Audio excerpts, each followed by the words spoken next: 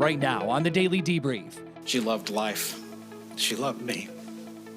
I will always love her. Relatives and experts testify about brain injuries and family fights in the case of a Florida man who admitted to killing a nanny. I object to all these interruptions. As the defendant himself decides he should be calling the shots. Plus, an update in the suspected murder of a Utah college student. The Daily Debrief recaps the day in court. It's Tuesday, July 2nd.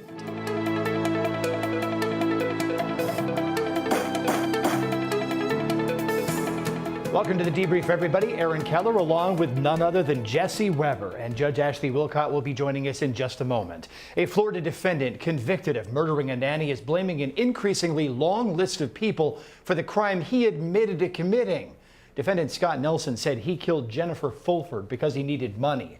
On the witness stand, Nelson fought with prosecutors and blamed his probation officer for meddling in his attempts to maintain a job and housing after he was released from prison for robbing a bank. The defense has the case and is trying to spare Nelson from execution. Here, the defendant's brother talks about their mother. Is she also to blame? My mother had suffered several in her lifetime nervous breakdowns, and she obviously was hospitalized for psychiatric reasons. And during the course of her being admitted to the hospital on several occasions, she was subject to shock treatment therapy, as well as placed on a regimen for many, many years of psychotropic drugs. When Scott was born, he didn't leave the hospital with my mother. My mother needed to be hospitalized for a longer period, and Scott went to live with my paternal aunt, my father's sister. At the same time he was living with her, she was raising her own set of twins and a son. So she was raising 3 children that were all approximately just a little older than Scott.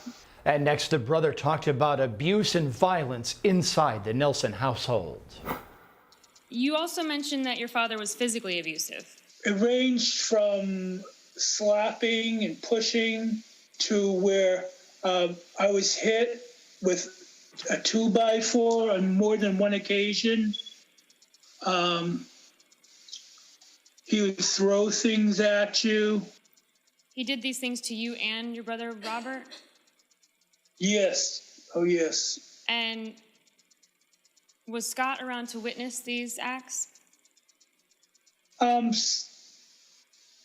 it was most prevalent, Scott was very small, so I don't know that it was something that he would recall having witnessed. I think that Scott did not get the physical abuse, and I can't be sure of that because I wasn't in the home all the time. Can you give me an example of the type of things that your father would do to your mother in front of you? I remember when my mother was carrying Scott, we were out and we were going by this Dairy Queen ice cream place, and my mother wanted to get this drink called an orange freeze. And my father didn't want her, for whatever reason, to have it. And he pulled in, tore the car off the road, slammed the car into the parking lot, and started hitting her. And my mother she was probably about 7 months pregnant at the time. The question for the jury is whether this should save the defendant's life.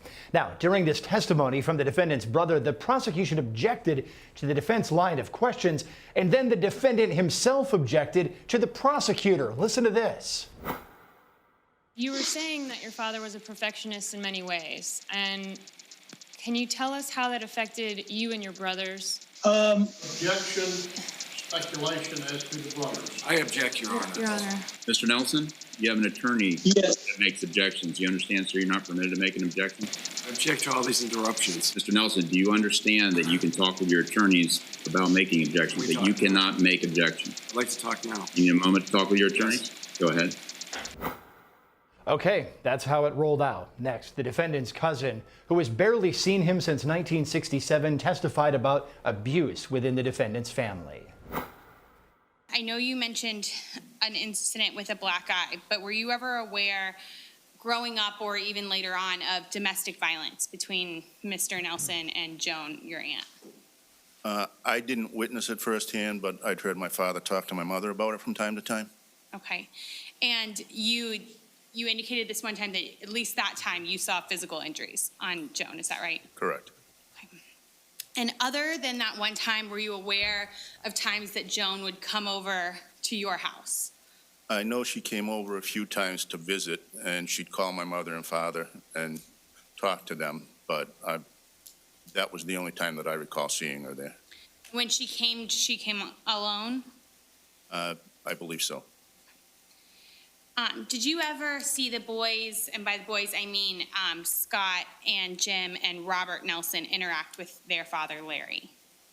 Only when the couple of times when we went over to babysit. Based on their behavior, did you believe they were afraid of their father? Yes, I did. Objection, speculation. Stay in the objection to the form of the question. Did you see their behavior when their dad was around? Yes. Was it different when their dad was around than when he was not around? Yes. And can you describe what types of behaviors you noticed when their dad was around? They were very quiet and subdued.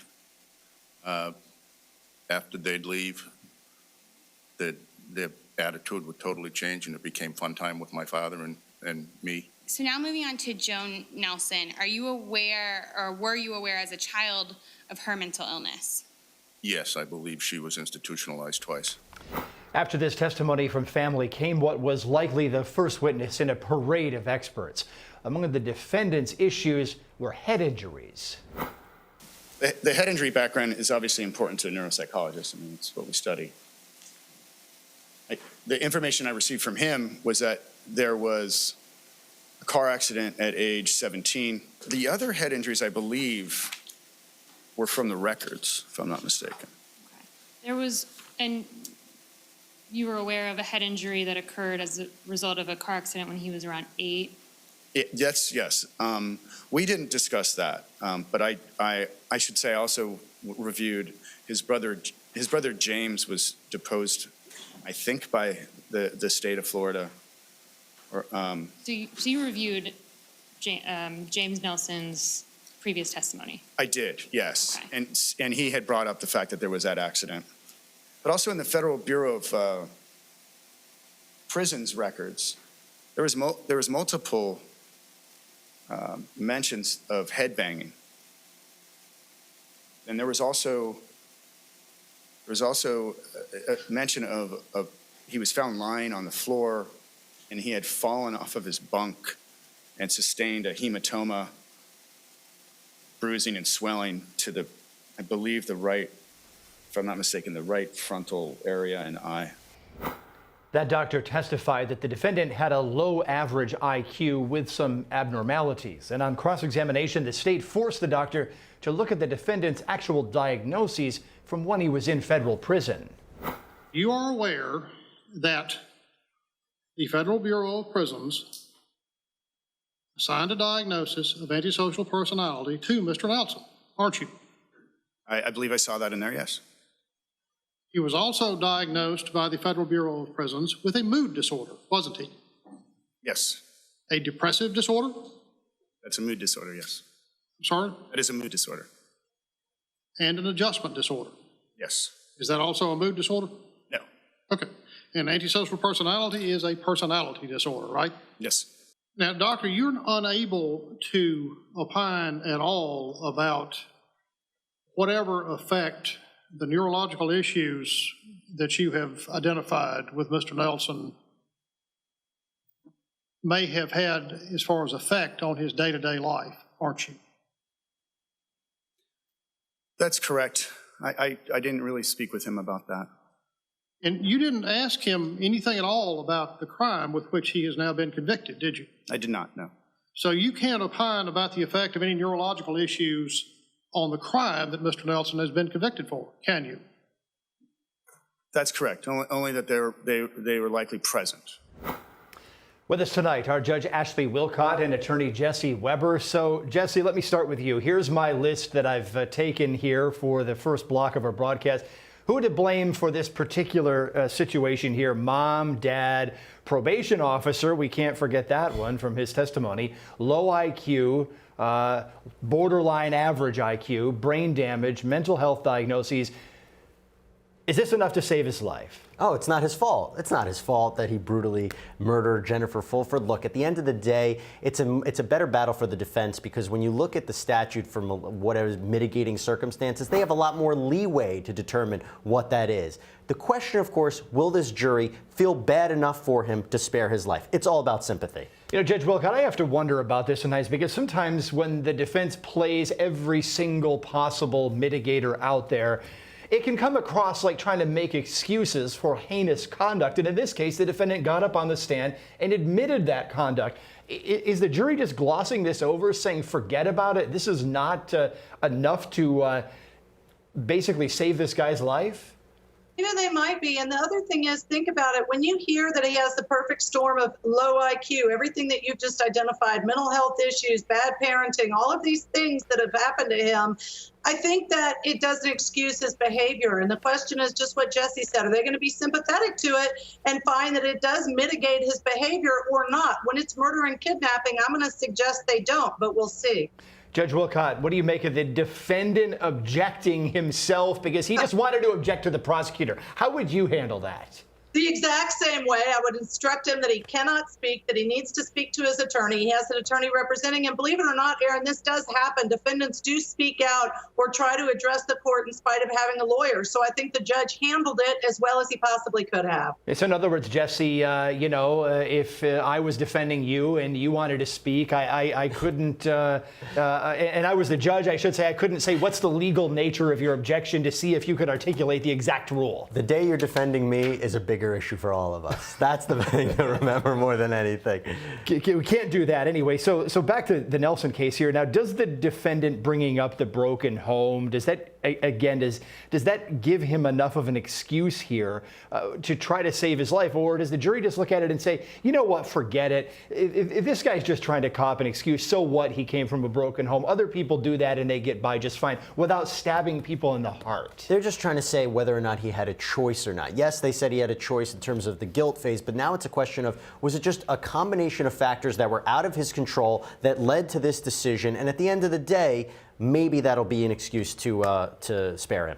Jesse Weber, Judge Wilcott will be back to you in a few moments. Meanwhile, prosecutors have until next week to file any additional charges against the man they've accused of killing a Salt Lake City college student. Iola Agia is accused of murdering Mackenzie Lewick. Now, generally, prosecutors must file charges within 72 hours in Utah, but courts can extend that window in complex cases, which is what prosecutors say they have here. Agia's self-published book has been pulled from the internet. And still ahead tonight here on The Debrief, we're going to head back inside the Scott Nelson trial. A look at key moments in the prosecution case in this phase of the proceedings. We are back right after this.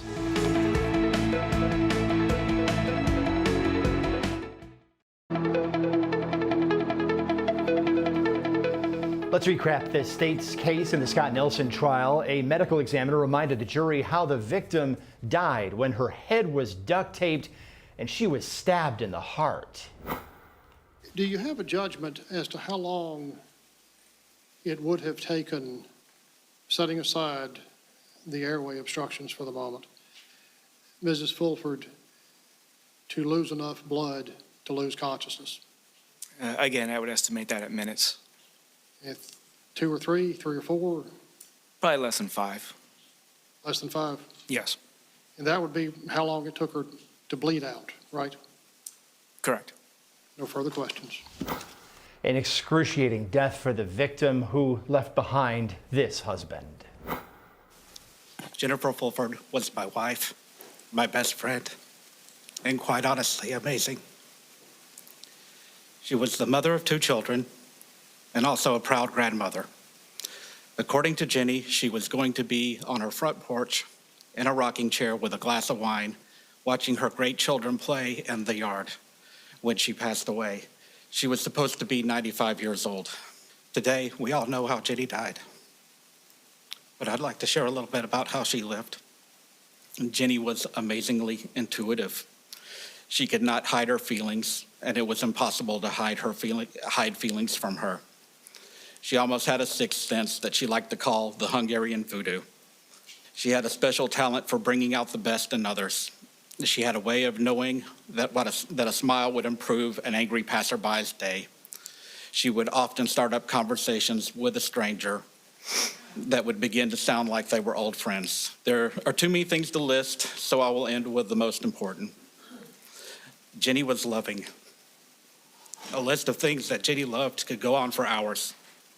First and foremost, she loved her family. She loved people. She loved the holidays. She loved animals. She loved life. She loved me. I will always love her. The first witnesses for the state back earlier in this case were employees of the bank that Nelson robbed. That's why he was on parole when he killed the victim at the center of this current case.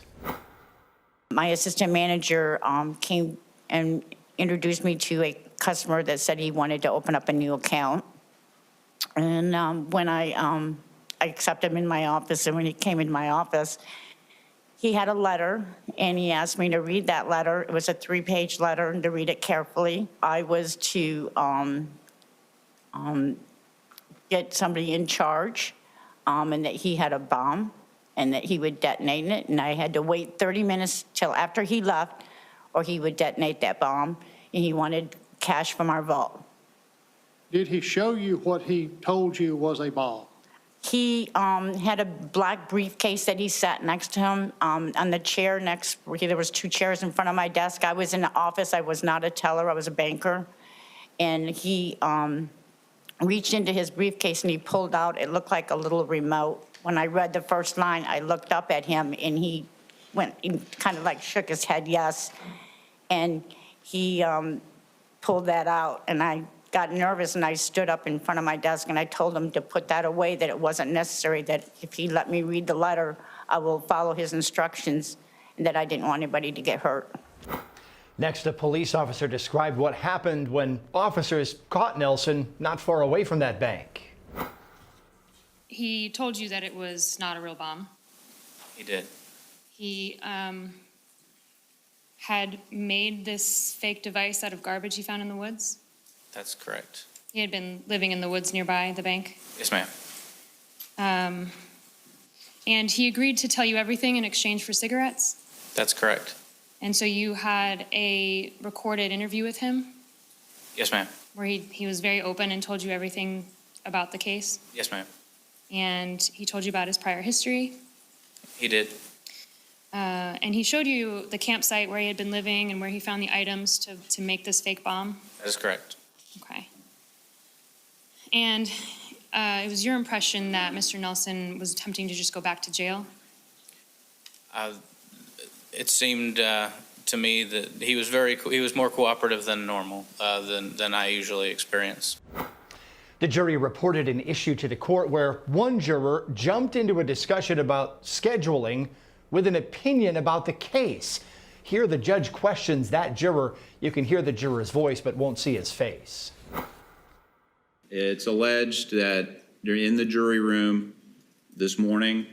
You said words to the effect of, you would not vote for the death penalty unless he killed 10 other people. There was no point in discussing further, or words to that effect. Is that correct? I said it would be very important for me to go after the death penalty after everything that's occurred. I didn't. I wasn't asking for anybody else's opinion. And what was the last part of that too? Because Why don't you tell me what you said? I forget why it was brought up, but I basically said, with everything I've heard, I don't know if I can go after the death penalty. If I'm going to have trouble committing somebody to death for what I've been told already. And that it wasn't me trying to persuade anybody else in the room. It was just, I shouldn't have said it, obviously. Do you recall the court's instruction multiple times to not discuss this case amongst yourselves or with anyone else? I do. Why did you then say what you said? I believe there is discussion about how long the case would take. I don't recall who was saying that it's going to take a while, and I think at that point I was just like, I think that's maybe why I chimed in. Let's see what the panel thinks about this particular situation here. So Judge Ashley Wilcott, do you agree or disagree that this juror needed to go? I think he had to go because he already indicated by a statement in my mind that he'd made up his mind that this person wasn't worthy of the death penalty or shouldn't get the death penalty. And that was before any evidence was presented on the penalty phase. So, it's just a problem. You can't do that. Not only that, but I think the juror was a little bit wishy-washy there. Finally, we got a sense of what the conversation was like, but it seemed like he was sort of stalling. In other words, he might have wanted to try to stay on the jury because he wanted to vote no death. Well, I don't disagree with you, Aaron. The thing that frustrates me as a judge is you give instructions over and over and over again, and that judge did it. He continued to tell them, don't talk about the case, don't talk about the case, and the guy admitted he heard those instructions, yet he still chose to make this comment. So I get very frustrated with that. I can agree. I agree. I get just as frustrated as you do. I want jurors to do their duty and to do it properly. So Jesse Weber, this bank robbery information cannot be boding well for the defendant. It sounds calculating but juvenile. I want your opinion on the bank robbery, and I want you to tell me everything in exchange for cigarettes. Well, here's the thing. One of the mitigating circumstances would be if someone commits a crime like murder, but they've never done anything wrong in their past. This guy has a very long rap sheet. He was on probation. He was on probation when he did this. In other words, it's not looking good for him. The ultimate test to try to see if you can become a normal person. Don't murder somebody. I mean, and this story that he goes on there and feels that he's justified, that he's just a product of the criminal justice system, don't think that's going to work. Oh, that's right. I forgot to add that to my blame list here. I need to take he's a product of the criminal justice system. And this whole thing from the police officer where the police officer is saying, oh, he said he would tell me everything in exchange for cigarettes. This guy got up on the witness stand in this case and basically just talked and talked and talked, and he didn't do himself any favors. Yeah, look, he thought there was some quid pro quo, which a lot of times there is in these police interrogation tapes. But he's saying, I gave them a little bit more than they needed just so I could get something in return. He's upset. He's upset he didn't get anything. Too bad for Scott Nelson. And again, ultimate negotiator here for himself. Is he trying to negotiate himself into a sentence? We'll have to see. Jesse Weber, Ashley Wilcott, appreciate your insight here on the Debrief. We'll be back tomorrow at 5 p.m. with our recap of the day in court. Good night.